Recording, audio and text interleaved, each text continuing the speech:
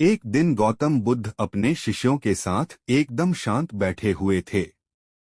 उन्हें इस प्रकार बैठे हुए देख शिष्य चिंतित हुए कि कहीं वह अस्वस्थ तो नहीं हैं।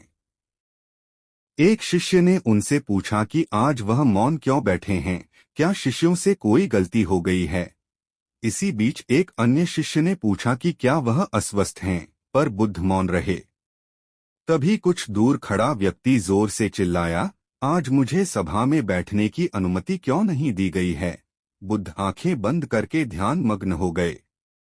वह व्यक्ति फिर से चिल्लाया, मुझे प्रवेश की अनुमति क्यों नहीं मिली।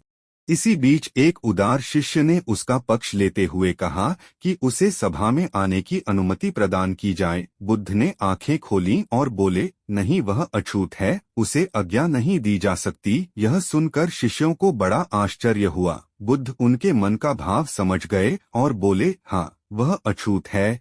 इस पर कई शिष्य बोले, हमारे आश्रम में जात पात का कोई भेद ही नहीं, फिर वह अछूत कैसे हो गया। तब बुद्ध ने समझाया, आज वह क्रोधित होकर आया है। क्रोध से जीवन की एकाग्रता भंग होती है। क्रोधी व्यक्ति प्राय मानसिक हिंसा कर बैठता है।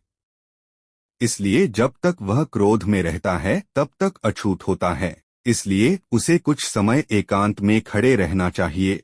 क्रोधित शिष्य भी बुद्ध की बातें सुन रहा था। पश्चाताप की अग्नि में तप कर वह समझ चुका था कि अहिंसा ही मनुष्य का महान कर्तव्य व परम धर्म है। वह बुद्ध के चरणों में गिर पड़ा और कभी क्रोध न करने का प्रण लिया। आशय यह है कि क्रोध के कारण व्यक्ति अनर्थ कर बैठता है और पश्चाताप उसे बाद में होता है, जिसका कोई लाभ नहीं मिलता। इसलिए हमें क्रोध नहीं करना चाहिए। असल मायने में क्रोधित व्यक्ति अछूत हो जाता है और उसे अकेला छोड़ देना चाहिए। क्रोध करने से तन, मन और धन तीनों की हानि होती है। क्रोध से ज्यादा हानिकारक कोई और वस्तु नहीं है।